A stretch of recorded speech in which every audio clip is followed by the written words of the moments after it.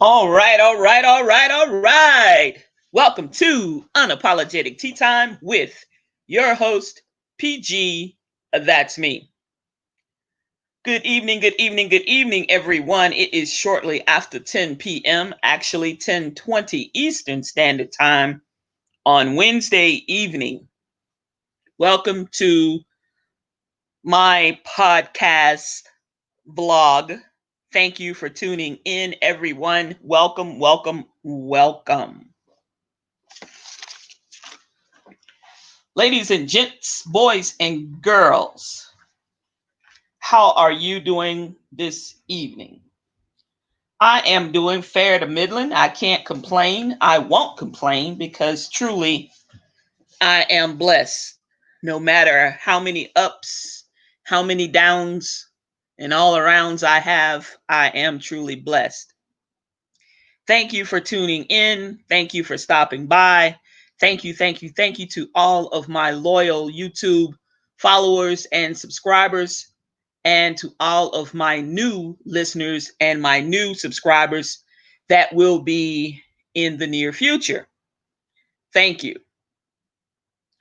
Folks, today's show topic is titled The Art of War 2020. The Art of War is probably one of the most famous reads that anyone can read. Now, I didn't say the most famous, I said one of the most famous reads that are books, let's just say, that one would want to read. You may not have I don't know, the patience to sit through it right now. I'm not sure. However, um, with that being said, if you should ever get the chance to perhaps listen to it, streaming it through an ebook or something, do yourself a great favor and listen to it or read it. It may take you a while, but certainly I've read it now probably, I think, 3 times, 3 or 4. It could be 4 times. But anyway,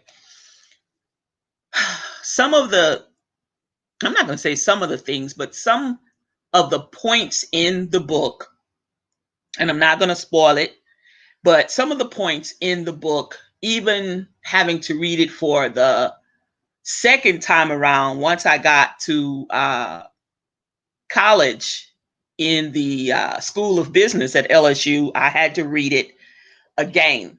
And I had to do a paper, actually, that was derived from the book. But it encompassed a whole lot of things during that era in the late 80s or mid 80s, shall I say.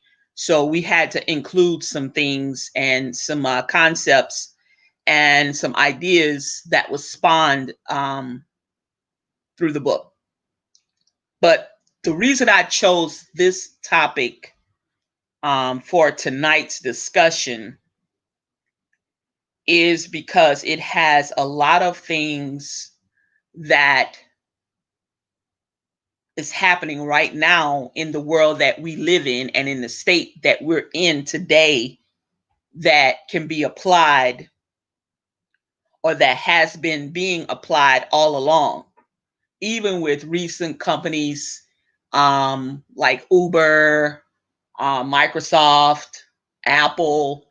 A lot of them have taken a lot of plays from this book or a lot of quotes from this book and expounded on it in their business acumen throughout their company's tenure so far. And I'm not mad at them at all. Being a business major myself, um, I see that it is very fitting, more so now than it was during the times that I actually read the book and got different things out of it each time I had to read it. Um, with that being said, before I get totally into the crux of everything, I want to talk about a few resources because, hey, Tim, what's going on? Thank you for tuning in. I know you're probably busy, but I really thank you for your loyal support. It means the world to me. But with that being said, before, like I said, folks, before I get into the crux of things about the art of war and how I'm going to apply it to the here and now, is I have a few resources that I want to share because it's a very uncertain time. It's a very troubling time that we're in right now. And we just don't know where we're going to end up. And if anybody knows where we're going to end up, then they're a fucking genius. And please give them my number, my email address, so that I can pick their brain so I can find out what's going to happen. And I promise I'll come back and tell everybody. I won't keep it a secret.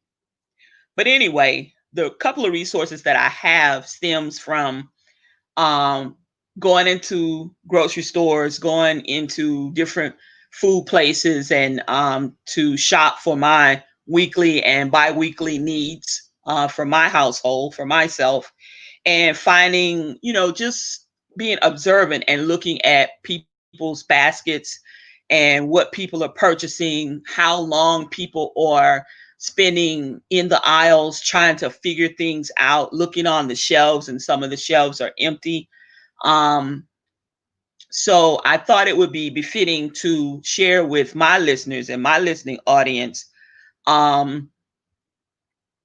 these resources. The first resource is for senior citizens, age 60 and above, and it is called CSFP.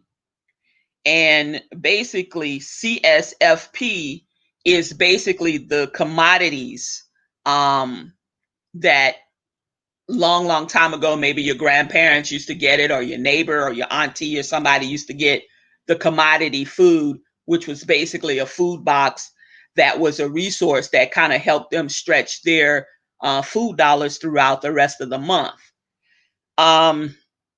CSFP is available in, I think, the continental US, but you can look up the acronym C as in Charlie, S as in Sarah, F as in Frank, and P as in Pat on the internet.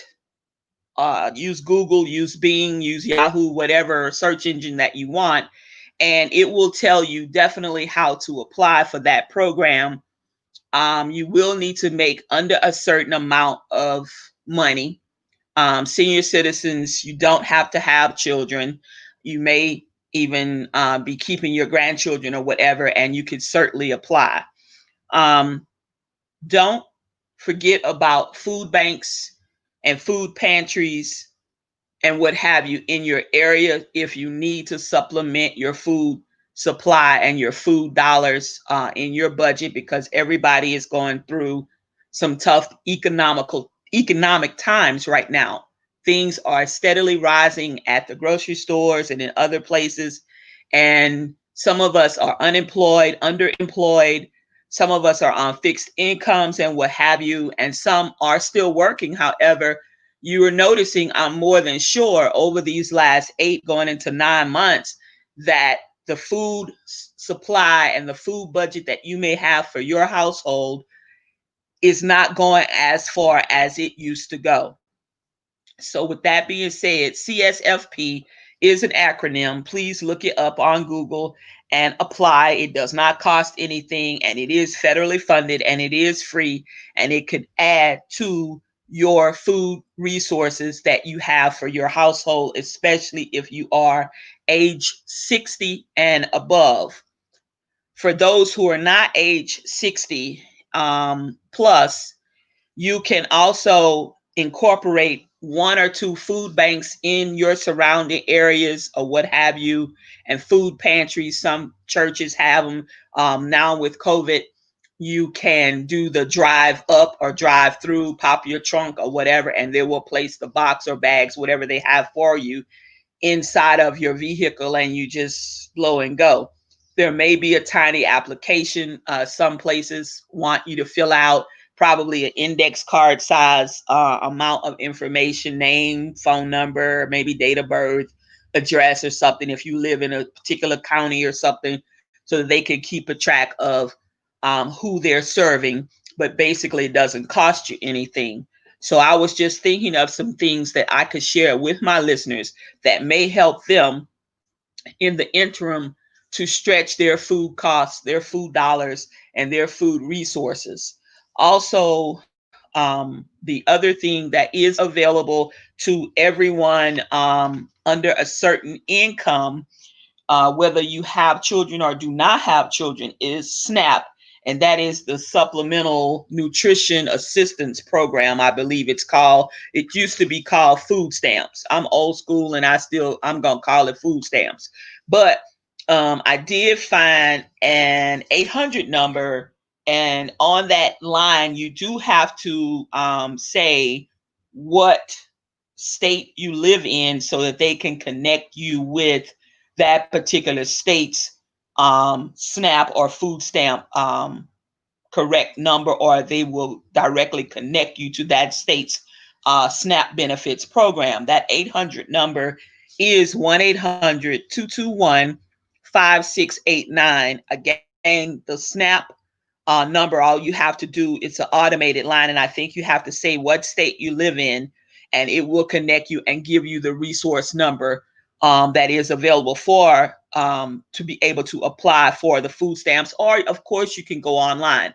Some people are not tech savvy, so I'm giving out another alternative in order to be able to go on to some of these websites and some of these places to get extra help. And the last one, like I said, is the SNAP food stamps program. And right now, you can be a single person. You can be a person with children if you're not already getting food stamps and you maybe lost your job. There's people that are constantly losing their jobs and becoming unemployed on a weekly basis. So a lot of times you may not know, or we may not know of these particular programs per se. We've heard of them, sure, but we may not know how to apply or how to even go about getting started. It is very overwhelming, I'm sure, to lose your job, have children, have a family, have a wife, have a husband, or whatever, and you lost your job or whatever, or your employment, and you're trying to figure out what you're going to do next and how to feed yourself and your family and take care of yourself during these uncertain times. So that number again is 1-800-221-5689. Also, like I said before, do not forget to perhaps call around or Google around food banks and food pantries near you on Google. And don't forget that senior citizens, you can qualify for the commodity supplemental food program in your area. I don't know the particular number. You can look up the acronym CSFP and find out. It is the Commodity Supplemental Food Program, I believe it's called, and you can find out where it is in your area that you can go and apply. And it is a short application. You need to be within a certain income guidelines, but here a lot of things have been relaxed during the COVID crisis that we're in. So sometimes they will take a little bit higher income to qualify for the program than they would normally do. But I don't particularly know, because it is not a program that I am able to access or to use. Moving right along, also some other resources that may be available to you in your state. I don't know, it's different resources in different states and cities and towns where you are. Don't hesitate to call 211, which is the United Way, which is an information line. And when they answer, sometimes it's an automated service, and it'll say, how can we help you? Or we have the following programs available for certain areas or certain counties. And the 211 is not a nationwide number. Even though it is 211, what happens is where you are and you dial 211, it will connect you, fortunately, to the geographical area in which you reside or in that particular state or county. So that is a good thing. That is another viable resource to help you find perhaps utility assistance, perhaps housing assistance, rental assistance, maybe perhaps emergency food, emergency medical, things of that nature that you may be able to get and you did not know about. You can certainly call the 211 number. Another thing is to also use Catholic Charities, which is an organization that is in most states. Not all of the time, Catholic Charities is widely spread throughout each state, but they do have certain locations. Another one, of course, is the Salvation Army.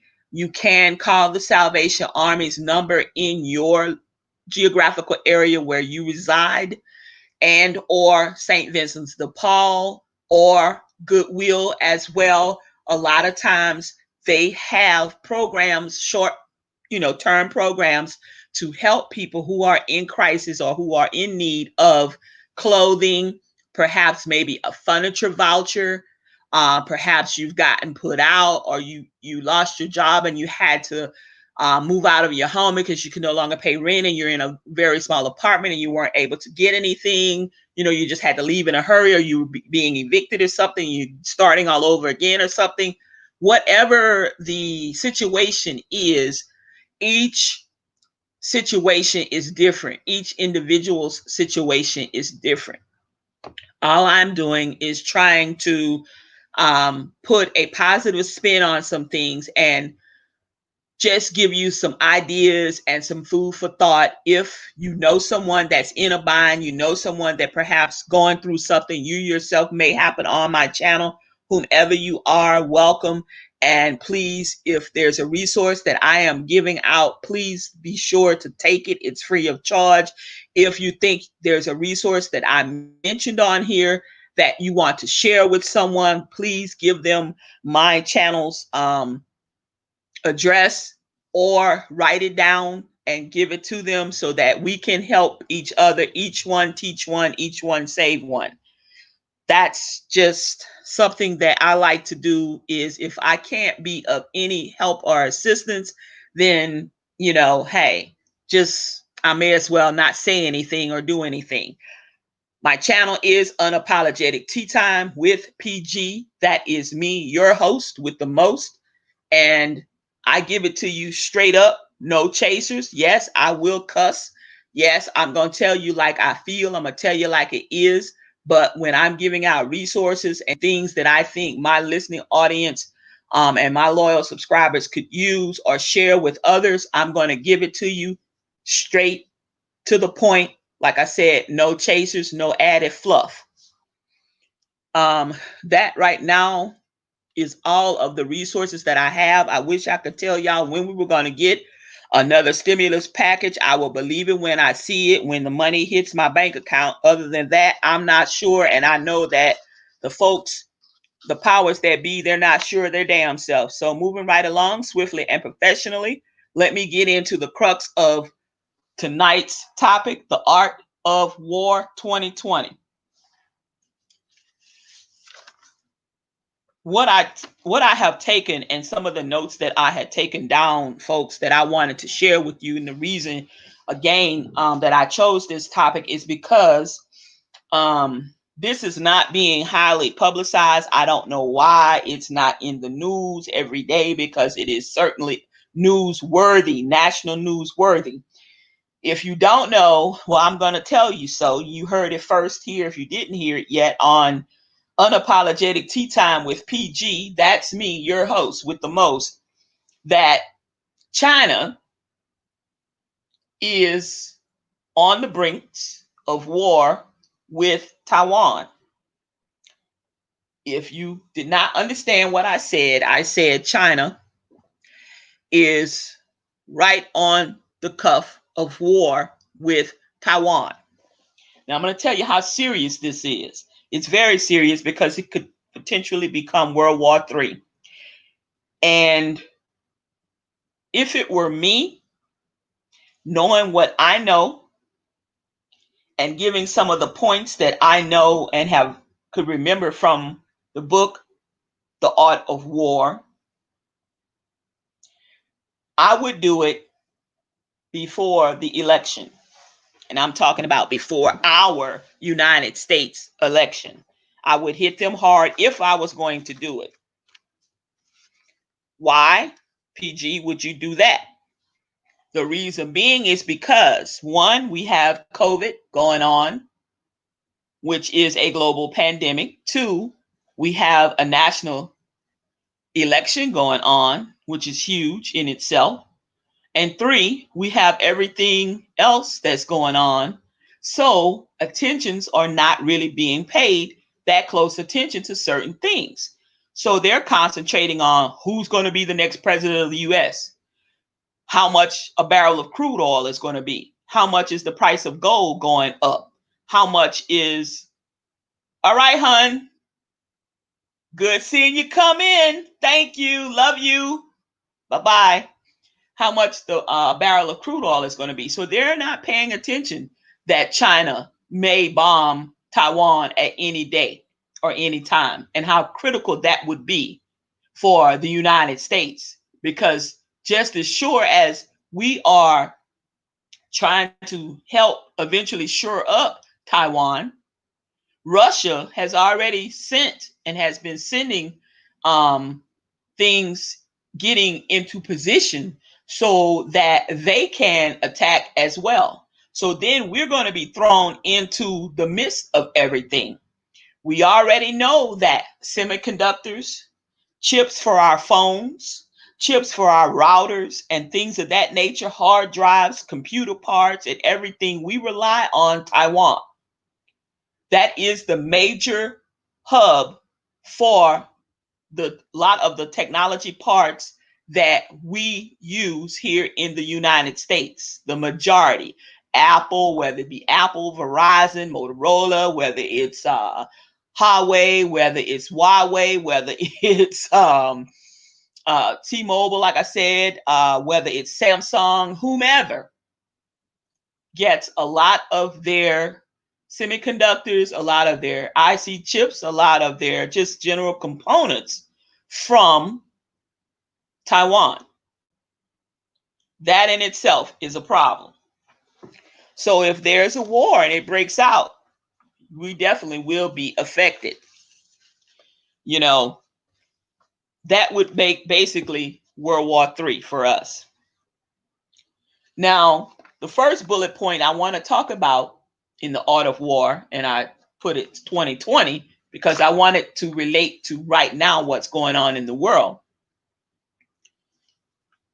is it talks about choosing your battles.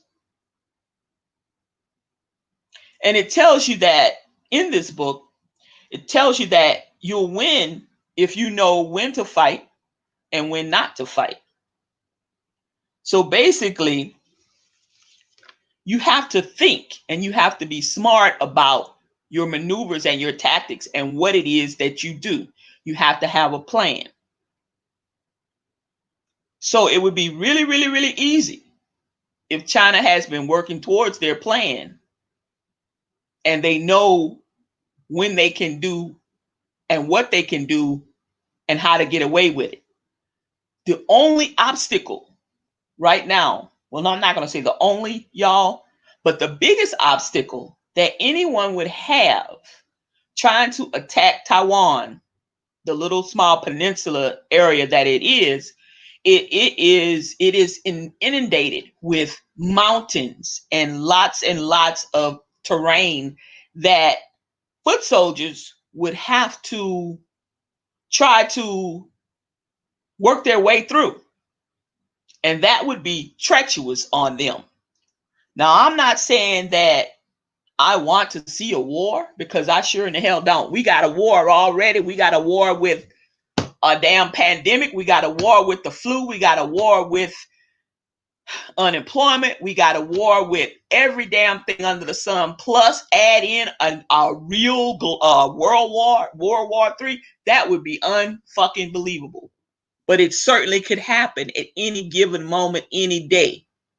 And I'm telling all my loyal followers and all of my listeners and all of the folks who happen in, I'm not trying to scare you. I'm not trying to do some kind of goddamn clickbait or anything, because I could care less whether you really truly listen to me or not. I'm just saying, and I'm just sharing what I know to be factual. You must take a look around besides on fucking Facebook, which ain't the news, besides Twitter, and besides Instagram. You must get down to the nitty gritty. Pick up a newspaper or go read the son of a gun online some damn where and start to take notice of what's happening in and around the world that could potentially affect you here on the U.S. soil. Okay? Start to save something if you can. It doesn't matter how little it is, it's better than nothing. I've been preaching to the choir for over a year. Buy, every time you go to the grocery store, buy 2 or 3 cans of canned goods extra. Buy 4 or 5 if you can. The more, the better. Put it under the bed. Put it in the closet. Store it under the kitchen counter somewhere. Store it underneath the sofa. Store it behind the sofa. Make you a little wall of cans or something. Because sooner or later, we're going to need this stuff. Buy you a couple of gallons of water. Stack it back. Buy you a case of bottled water in the individual bottles. It's not going to hurt to have a couple of those on hand. Shit hits the fan. You can't go to Kroger. You can't go to Walmart. You can't run out to here or there. What are you going to do? The most vulnerable thing is the fucking grid and the water supply. They fuck with the grid, and I mean the grid, I mean electricity. What are you going to do? Because we're used to coming in, flipping on that light switch, the lamp, whatever. Or before we get home, we're used to Alexa turning on our lights, doing the most. Without power, what are you going to do? I keep telling y'all to have a couple of flashlights, have a couple of batteries, have some goddamn little solar lights out in the yard, pull them bitches up, put some dirt in the pot, put the fucking pot in the house, and you got light at night. Next day, before you leave, or the next day, when the sun comes up, open up your blinds and one of your windows or 2 or whatever you need to do. Put the damn thing pot back outside in the middle of the yard somewhere so it can get some sunlight, and you got light for that evening. It's better than nothing, but you got to do what you got to do. You'll win the battle if you know when to fight and when not to fight. Okay? Timing is essential. Did y'all hear me? Y'all ain't hear me. Timing is essential. The quality of a decision itself is like a falcon. Have y'all ever seen a falcon or an eagle? Even a vulture?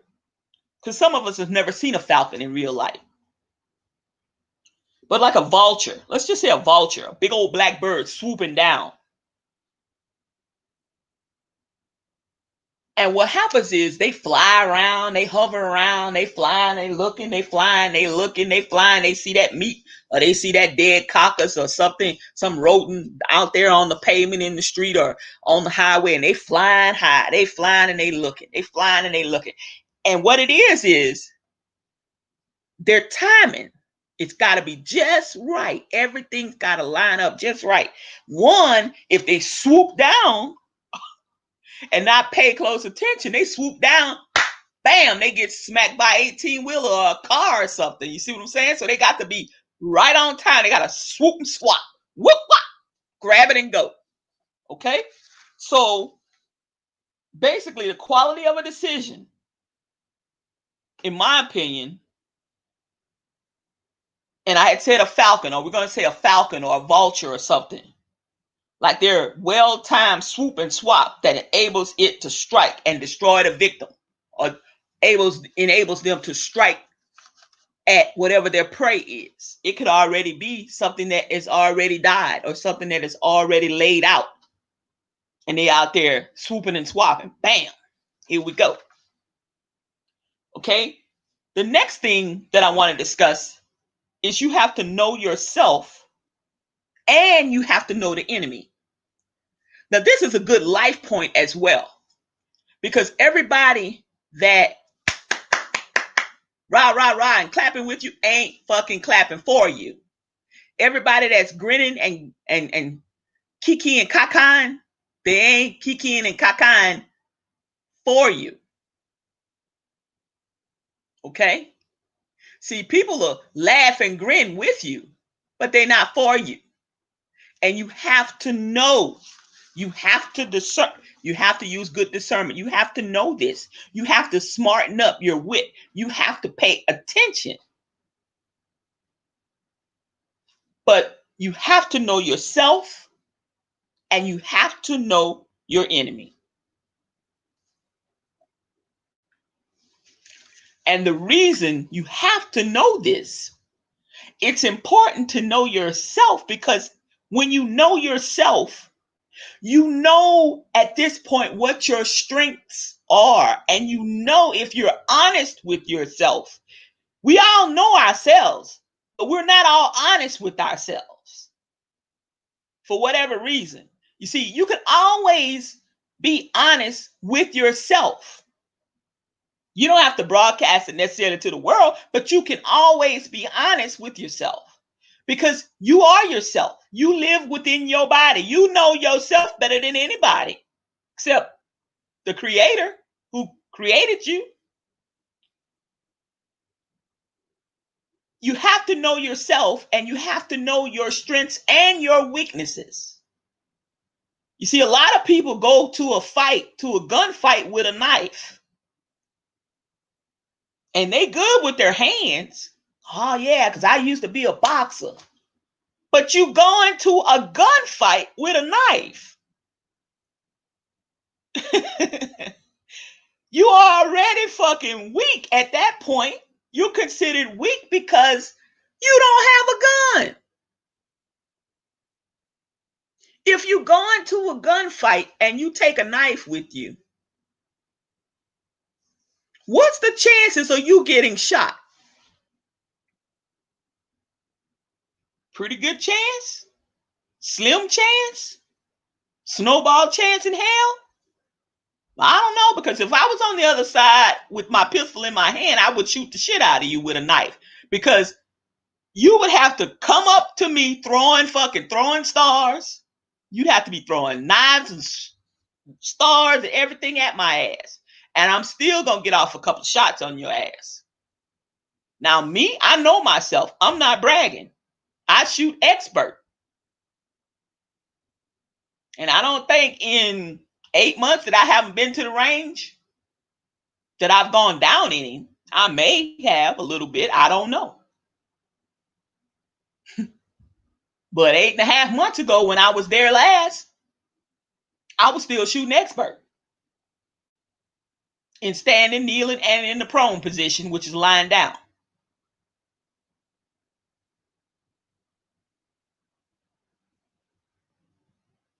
So at this point, you're at a weak disadvantage. So you have to know yourself and the enemy. You have to study them and find out their weaknesses in order to be able to overcome, which would be to win that fight or that battle. You see, information itself does matter, because an educated guess itself is better than a gut decision any day. An educated guess is better than a gut decision any day. Because if you have obtained some information, okay, real information that you can use, and have done some research, and this research has been proven to be accurate,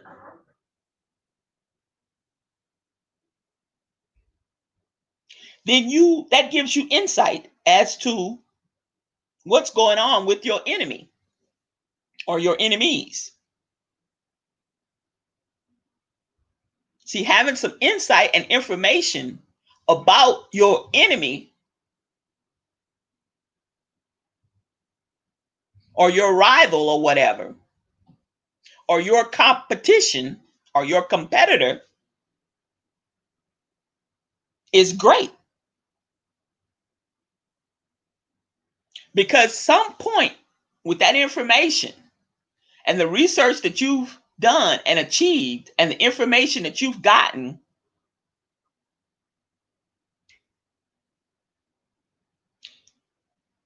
can perhaps allow you to have an upper advantage, which in turn would allow you to prey upon their weakness, their weak point, and go in from that angle. So you have to know your strengths, your weaknesses, your enemy's strengths, and your enemy's weaknesses. Okay? It ain't easy, but it's certainly doable. Okay? Now let's talk about Trump for a second. You see, here's the thing. He's not as dumb as he wants you to believe he is, because he's an expert at deception. Okay? He's an expert at deception. And how he does this is, pay attention. The next time you hear him at a rally, or the next time you see him on TV and he's trying to see which way the ball's going to bounce, is he starts off kind of slow. He starts off with somewhat of a question that he puts out to his audience base. Okay? No matter who's listening, it could be on TV or it could be perhaps in person. Doesn't matter. And then what he does is, once he poses that question, kind of sort of while he's talking and making a statement, then he throws in the question in between. It instantly diverts that audience attention to something else. Then he comes back and makes this brash ass statement. And then he sees them kind of nodding their heads, and then they began to clap, or some of them began to cheer his ass on or whatever. And next thing he knows, in his mind, I got him. I got him. Oh, I got him now. He's like the little man on the commercial. Reeling them in, reeling in the fish. He doesn't like his base. He doesn't give a shit about him. The truth is, he has a plan when he goes to those rallies and he makes those speeches. He feels them out first. And whichever way the ball bounces, that's the way he goes. If the ball don't bounce too good in that area where every little question he asked at first, then he'll come back around and he'll ask something else, something different. And if they take that bait, then that's what he rolls with. Okay? That's how he does it. It's the art of deception. All right? That's the strategy that he uses.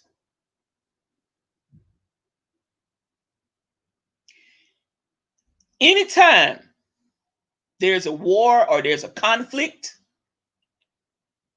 there's always a plan. All warfare is based on deception. Don't forget this. All warfare is based on deception. It's essential to differentiate your strategy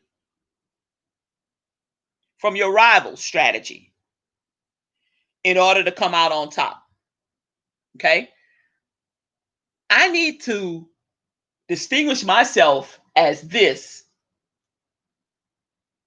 And I need to have this strategic plan that is totally different, that makes me different. I can't be nothing like this other rival or this enemy right here. Okay? I got to be different.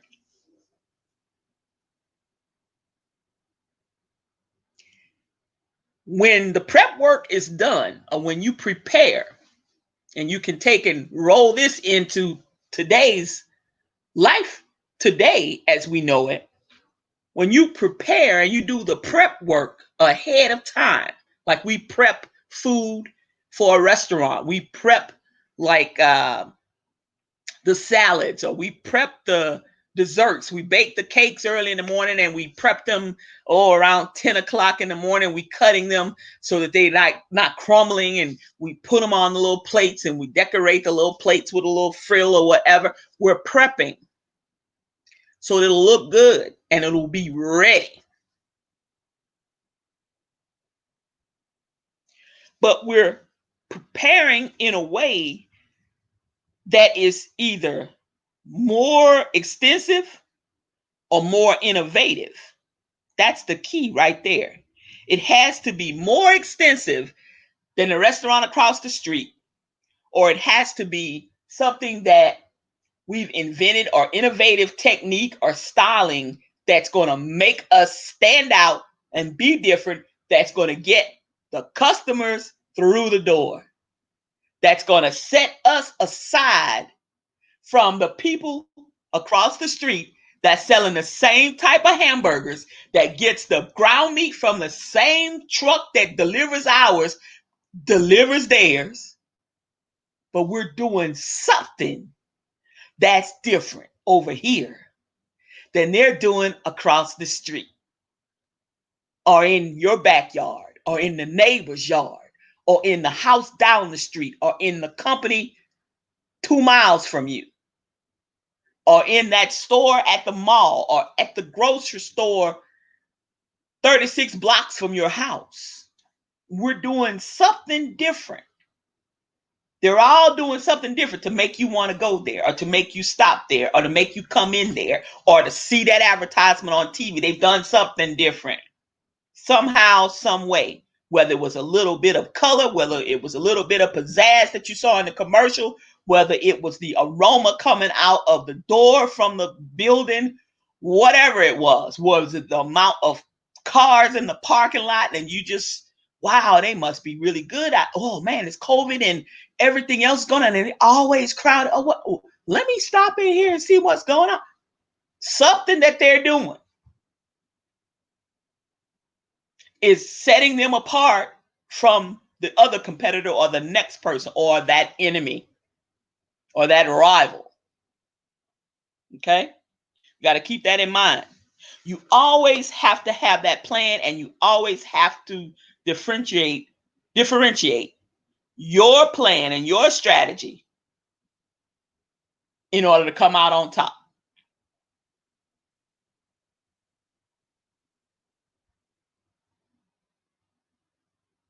And remember that all warfare is based on deception. The art of deception.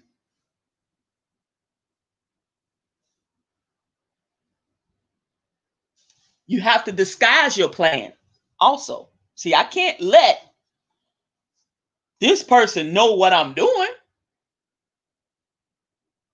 because if they know what I'm doing, and if I give my plan away, or if I give my strategy away, or if I give my idea away, then that makes me weaker, and that doesn't give me an upper hand.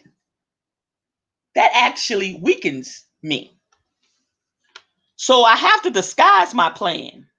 When I'm ready to attack, or if I'm ready to, maybe perhaps in the business world, if I'm got a big conglomerate company or corporation, and I want to literally, let's just say I'm Uber and you're Lyft, and I have grown exponentially, and I have Oh man, I have tons of business. I have great revenue. My stock is doing well. Everything is good. And I got some extra in the coffers. I'm hell. And you're struggling. And I know you're struggling. And I make an offer to take over your company. See, I got to disguise my play. I can't let you see everything. I gotta, bam, I gotta come with a surprise. It's always the element of surprise. See, you don't call up your enemy and tell them, I'm gonna attack you on October the 22nd, 2020. No, you don't call your competitor and tell them, I'm gonna take over your company on October the 22nd, 2020. No, that's not what you do. It's always about disguising your plan. When you're able to attack, you got to look as though, or you got to act like you're not able to attack. Like when the enemy thinks, let the enemy think that you're far away, but in all actuality, you're right there next door to them or something. You're closer than they think that you are. You see, it's the art of deception. You got to have the plan. Then you got to differentiate your strategy and your strategic plan from everybody else's so that you can be the better.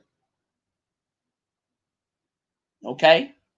Then the plan that you have to move further, you got to disguise that plan like, oh, we ain't really doing that well, even though you're doing fucking fantastic. You got to disguise it. You got to make like, no, we ain't doing as well as it looks on paper. You know, that's paper. You know, we can make those numbers look like anything.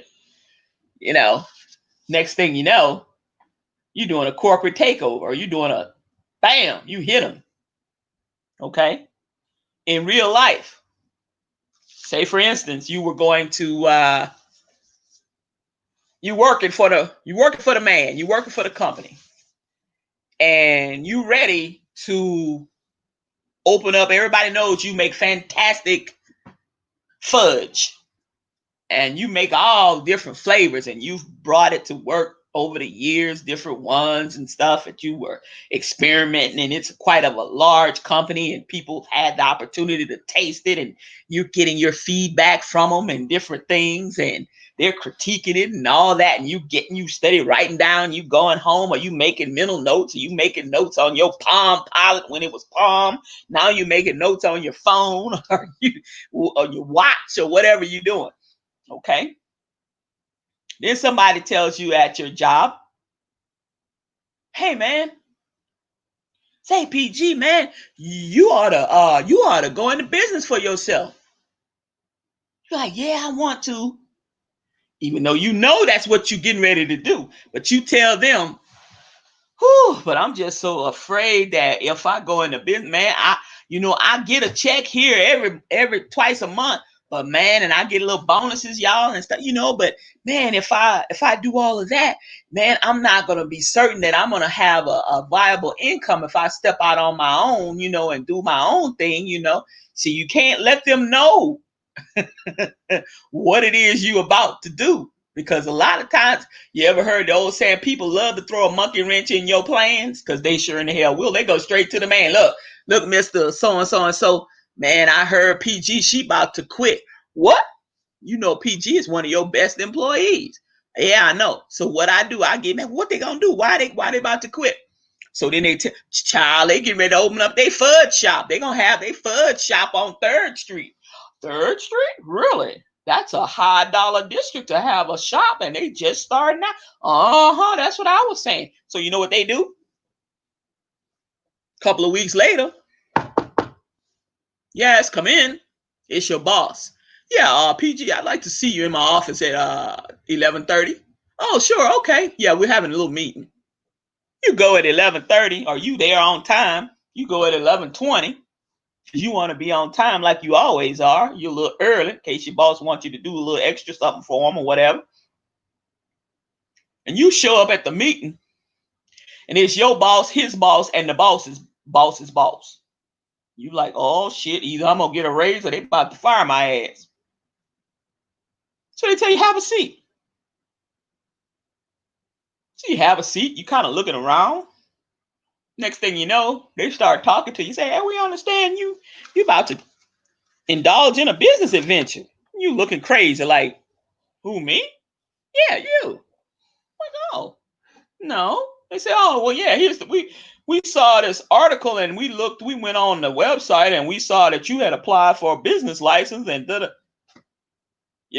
see that person that you thought was your friend at work, your enemy that you thought was your friend, that that you really didn't study your enemy too well, because your enemy had done the same thing to other people throughout the years, remember?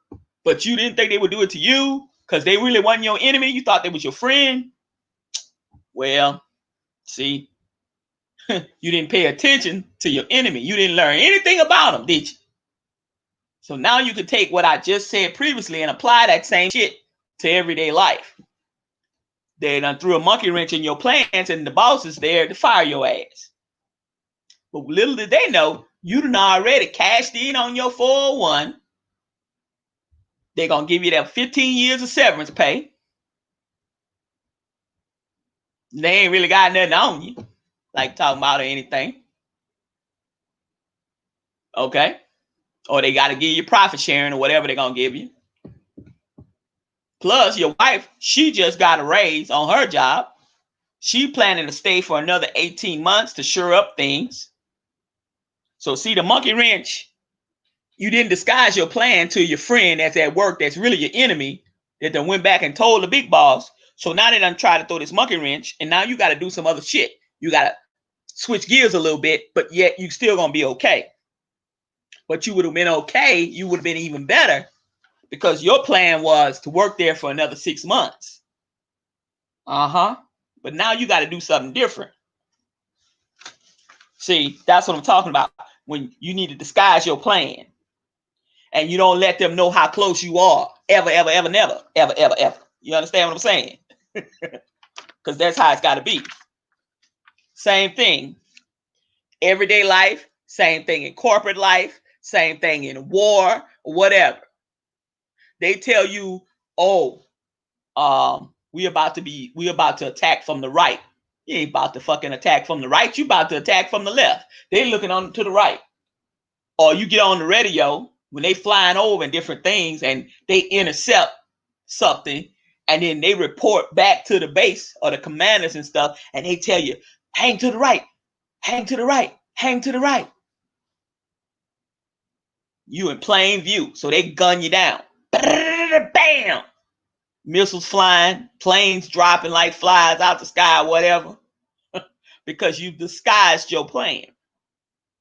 When you said you was going to be attacking from the right or the left, you attacking from the opposite side.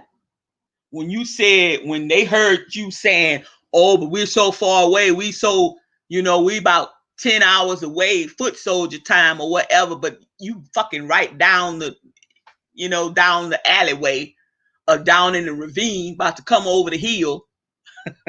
You have to always disguise that plan. Even in real life, sometimes.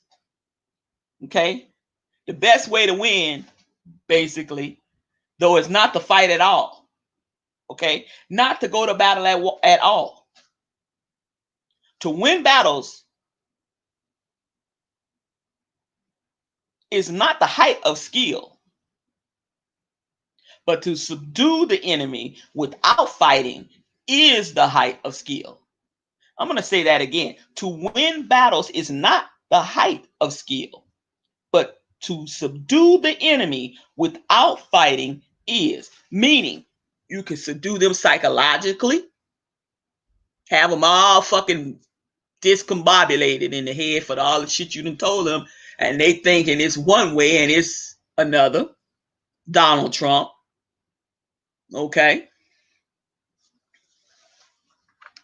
Tell his base, oh, we're turning the corner. Oh, we turning the corner. COVID, the pandemic, we're about to turn. We ain't about to fucking turn no corner. We ain't about to turn no goddamn well, but into some damn soil when we're killing up some more people, because we ain't about to, the United States is not about to turn no fucking corner. It's getting worse instead of better. But this is the deception. But he'll have you believing that if you listen to him and you don't do any research and you don't find out anything any better and you just take it face value. We ain't turning no corner. Same thing. Dr. Fauci.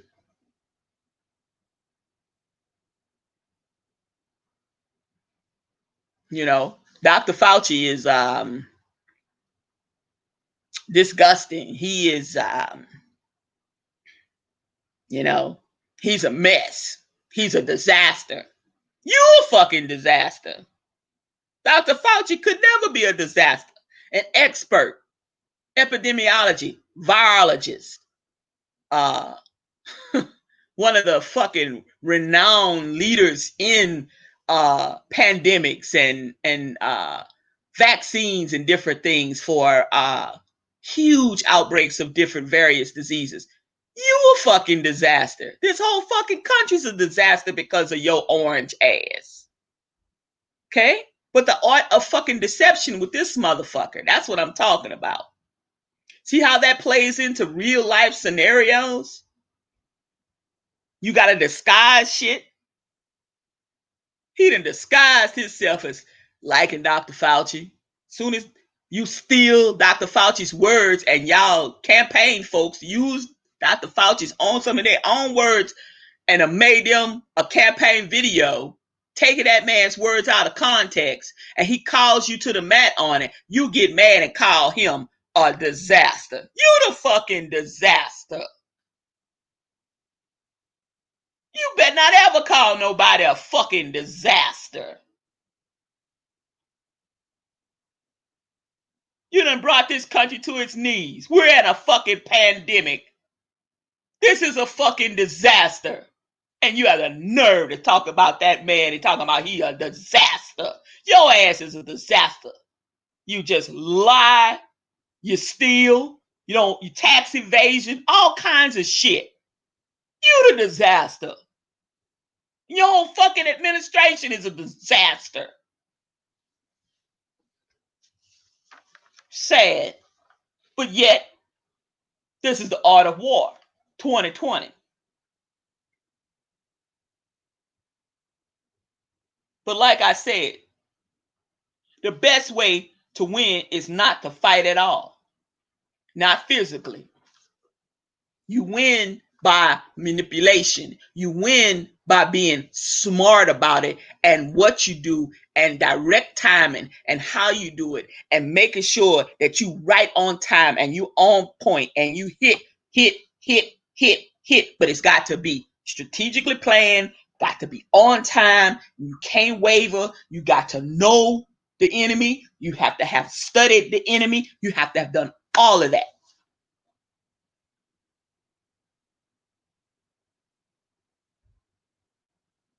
The best tacticians are ones who are able to defeat their enemies by diplomacy or other means.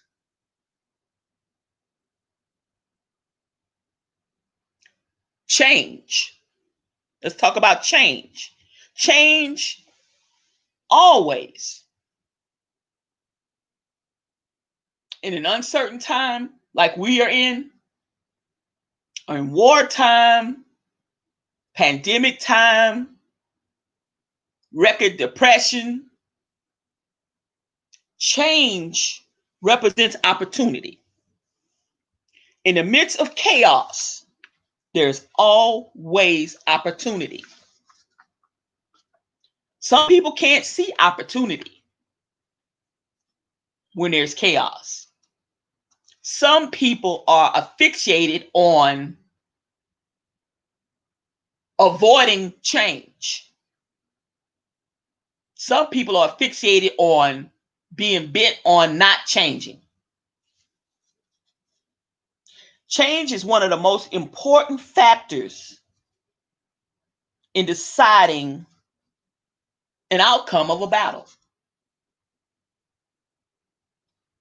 The only way to get ahead is to take the right risks. I didn't say to take risks.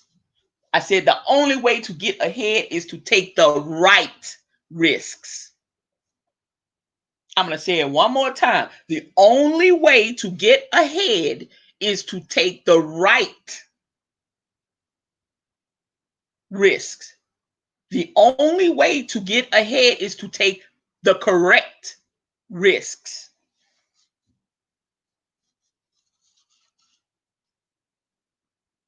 Meaning, those who remain calm and keep an open mind during a time of uncertainty like we're in right now, or somewhere into the future, are best positioned to take advantage of opportunities when they arise. Remain calm and keep a level head and an open mind during a time of uncertainty are best positioned to take advantage of opportunities when they arise. Oftentimes, folks will miss out because what do? They resist change. You know, in life itself, in business itself, in war itself, change is inevitable. No matter what you do, no matter where you go, no matter how you plan for it, change is inevitable. And the best way to prepare for change is to be the driving force behind that change, though. Okay? You can prep for change, but if you're not the driving force behind that change, like racism, we all know it's time for a change. But if we're not the driving force behind changing and curtailing all of this blatant racism and hypocrisy, then what are we doing? How can we prep for it if we're not the ones driving the force behind it and making it happen?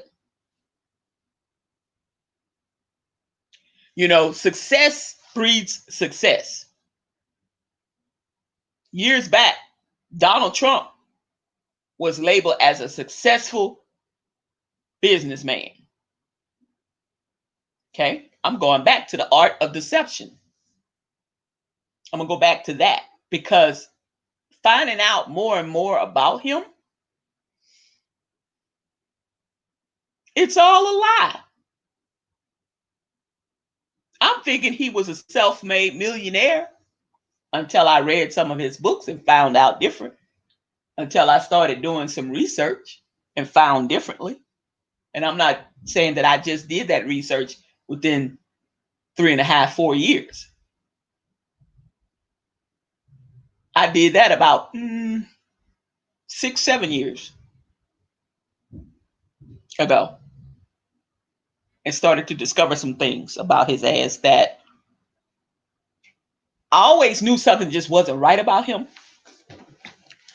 And looking into some things, all the times, different times that he declared bankruptcy and different things over his business dealings and what have you, and how people would complain and how he would be sued, and they would say that he would find fault or something right quick for the contractors and get some of the work done, and then end up not paying them at all, and put these different clauses in his contracts and different things. I'm like, wow, that's a dirty motherfucker.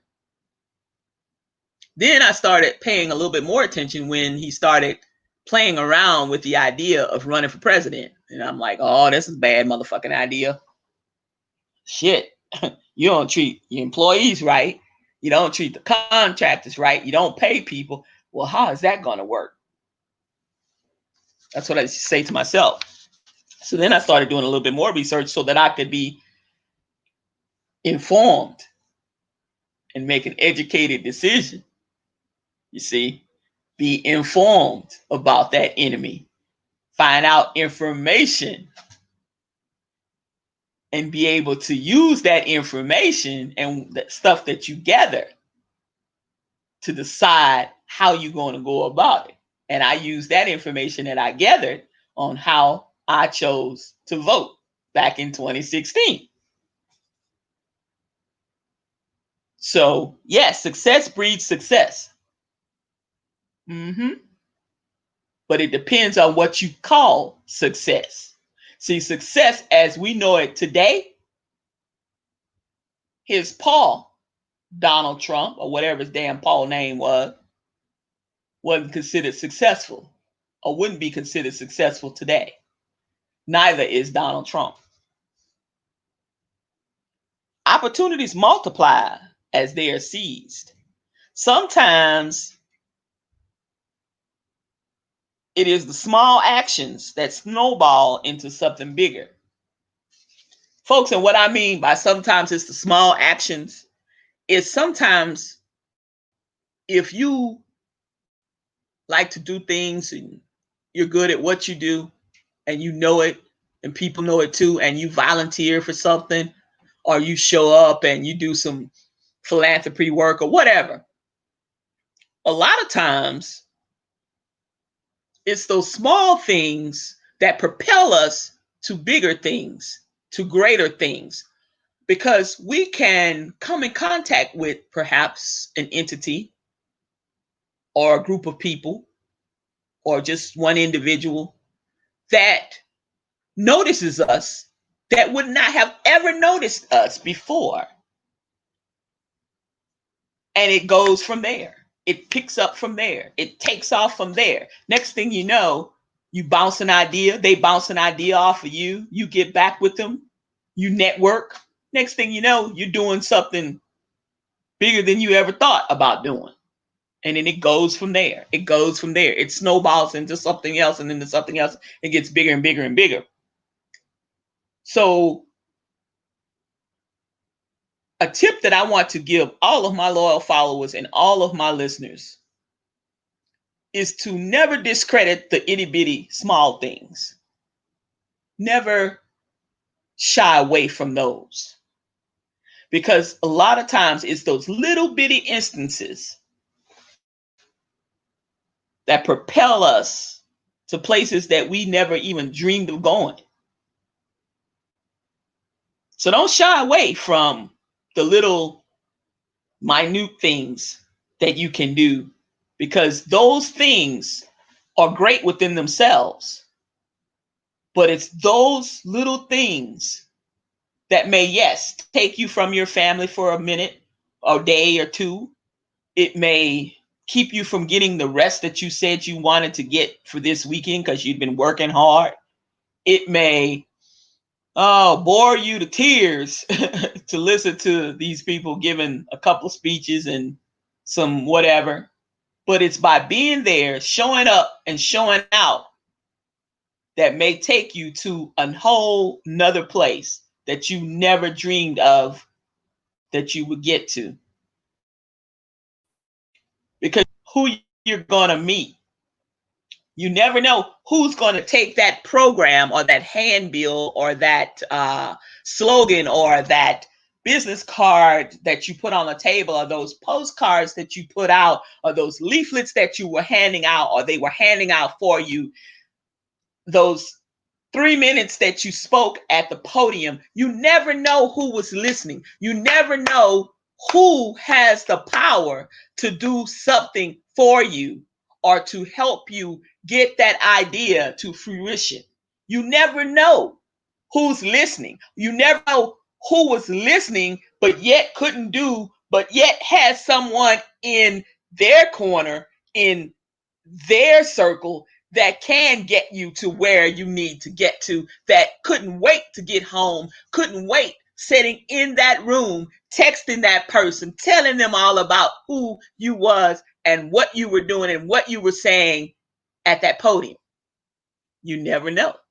So don't discount the small stuff. Don't say no to every little bitty thing. Don't say no to every unpaid thing that people ask you to do. Okay? It's all right to give back.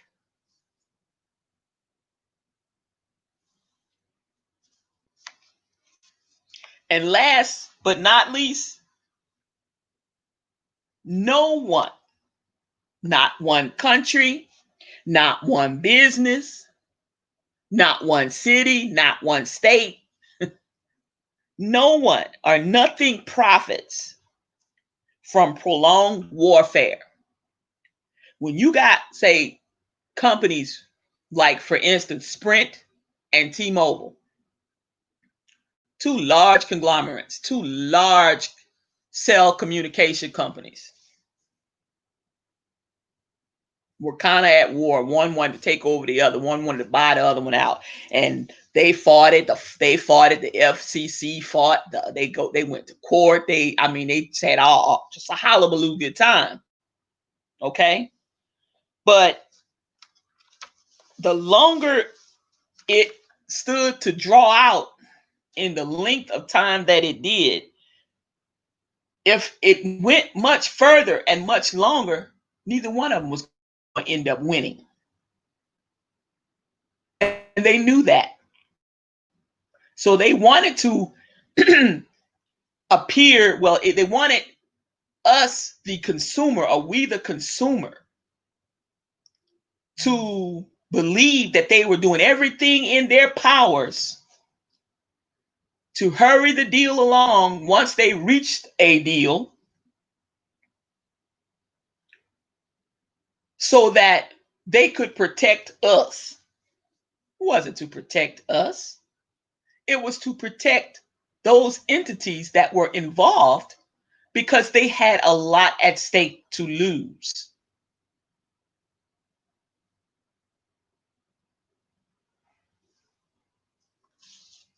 Meaning, don't wait forever to tackle a problem. Don't wait forever to bring that idea that you have to paper. Don't wait forever to take that idea that you have on paper and try to bring it to fruition. Don't wait. Try to make progress of that idea daily.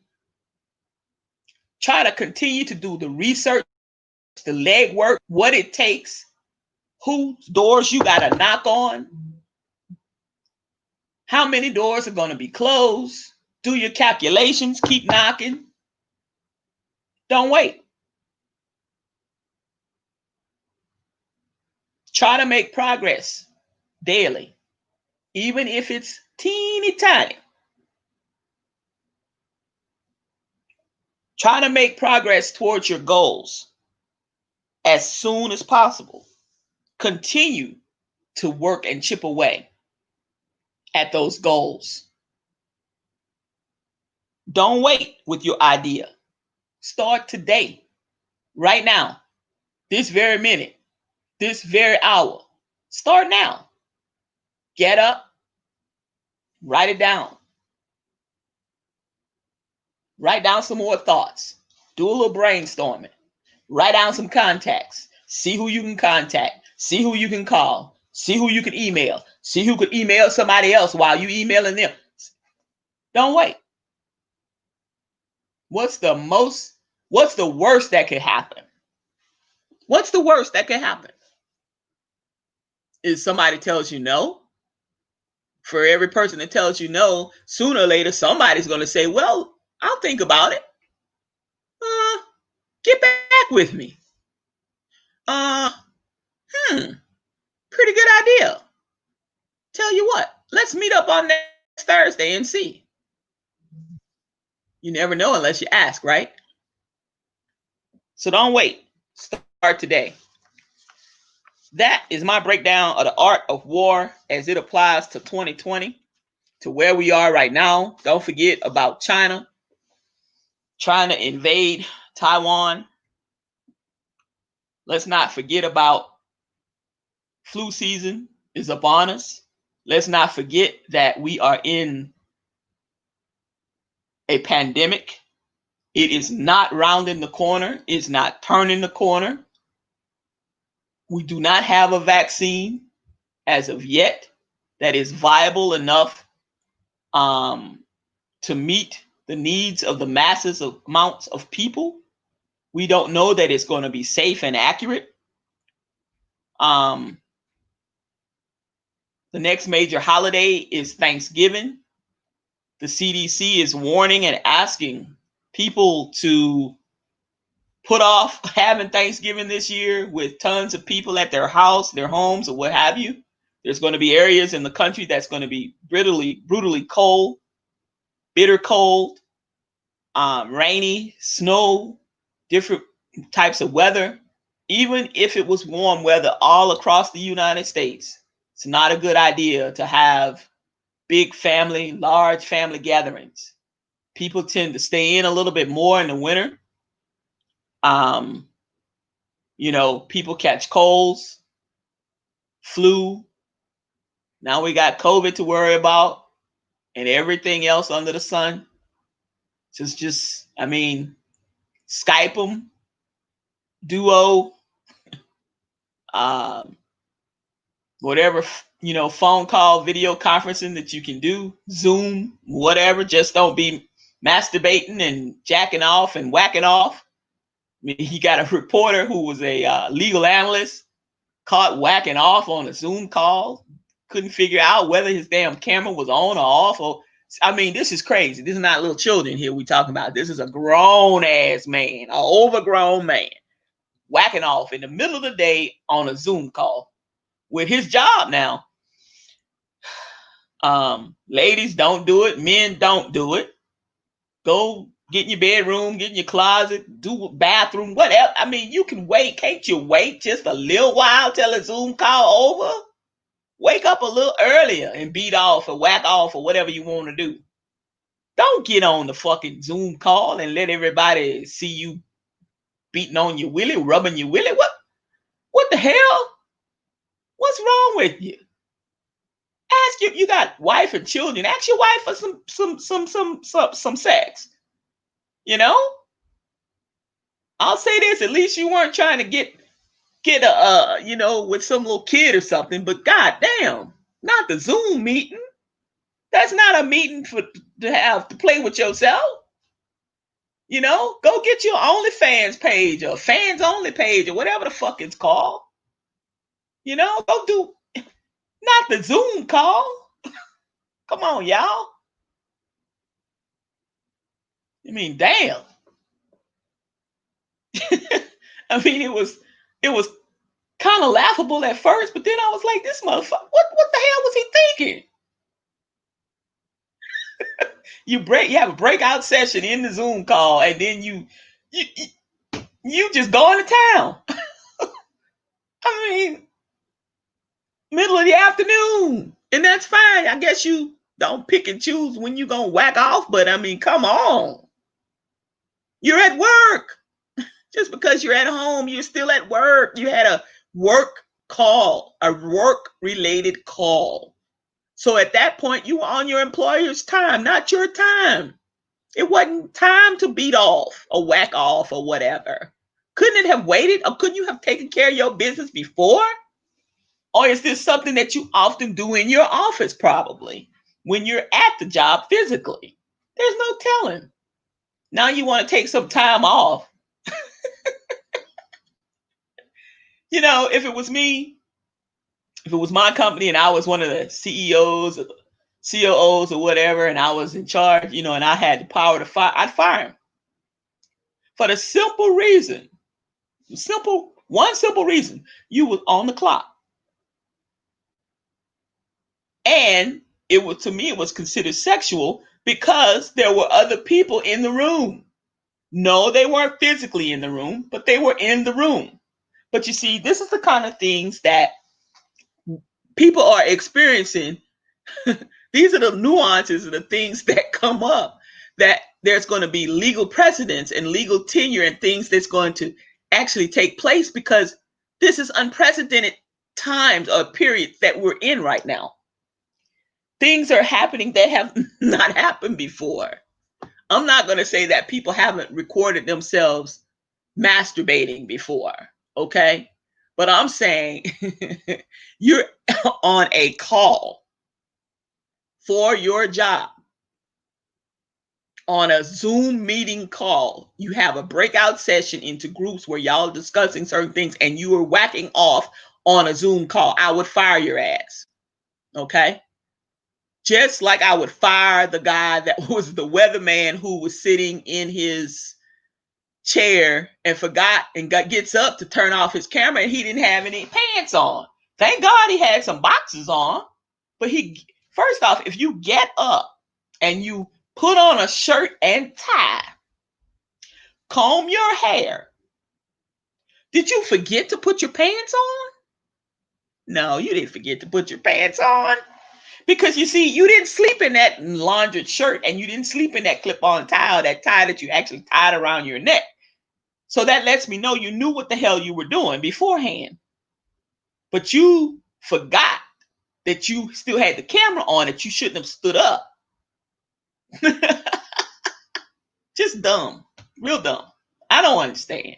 But anyway, I guess it's not for me to understand. You have been listening to Unapologetic Tea Time with your host, PG. That's me.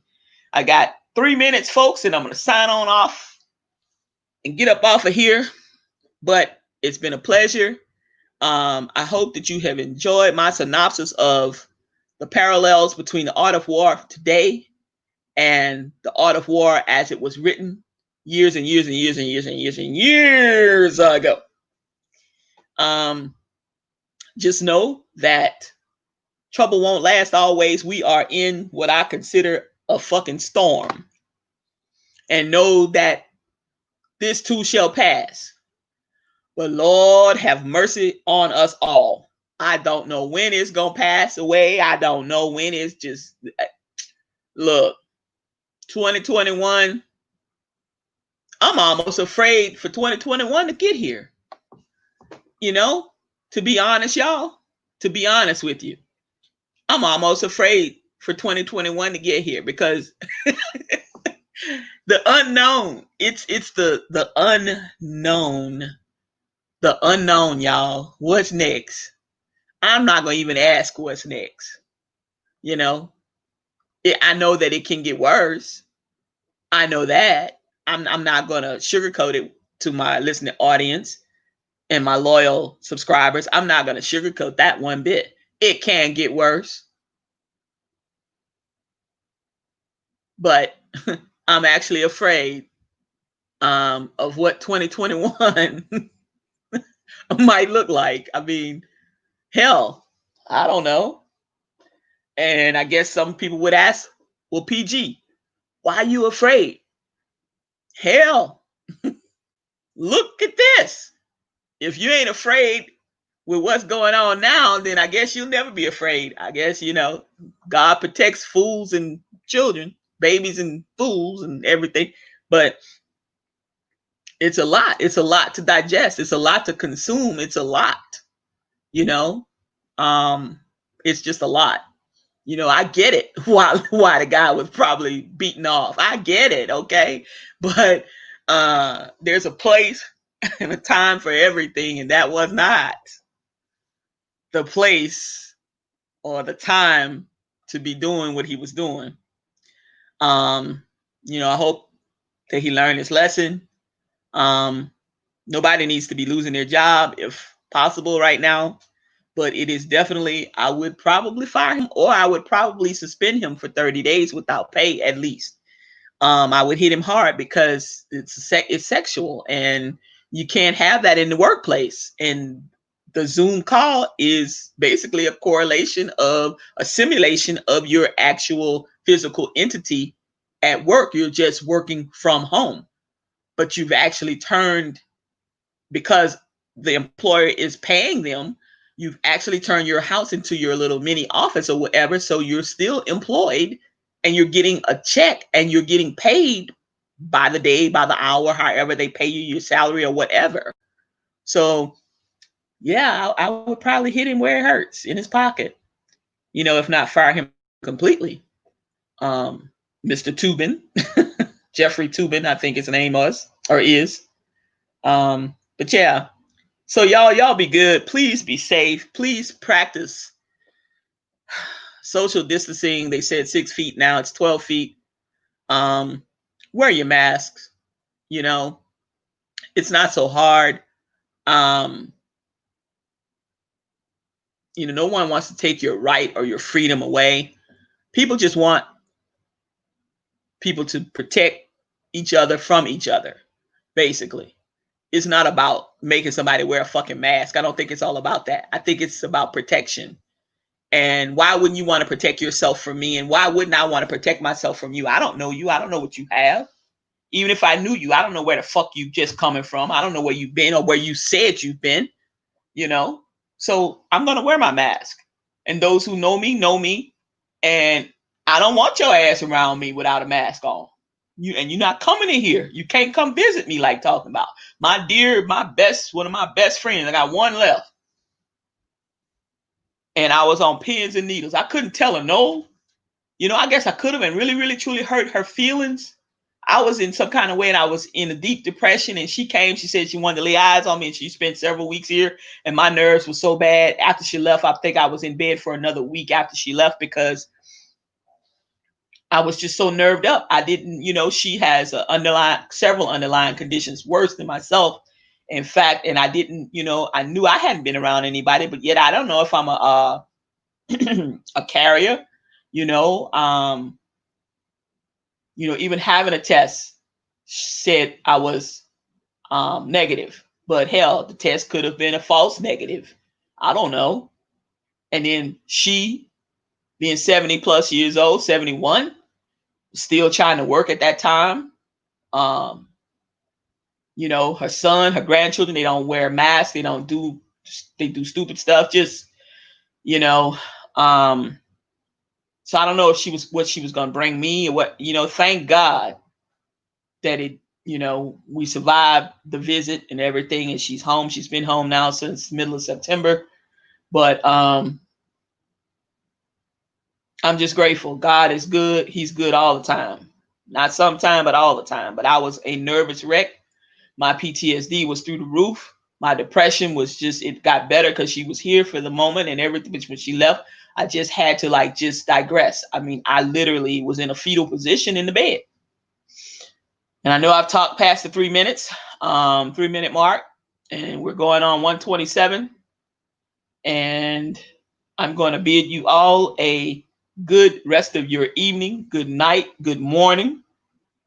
Remember that there's someone out there that needs to hear the words, I love you. I love you. There's someone out there that needs to know that trouble doesn't last always. PG can't tell you when the trouble will end in your life or the storm will end in your life, but know that it will pass. Please, if you need help, reach out to someone or some entity that can get you the help that you need, whether it's mentally, physically, or emotionally. Please don't just wallow in it and think that you're all alone, because you certainly don't have to be. Reach out to the suicide prevention line. They are open 24 hours a day, 7 days a week. If you're battling with substance abuse, there is Alcoholics Anonymous, and of course there is Narcotics Anonymous. Please give those folks a call if you think you need to. With that being said, I love you all. Have a great rest of your evening. Good morning. Good night. Bye now.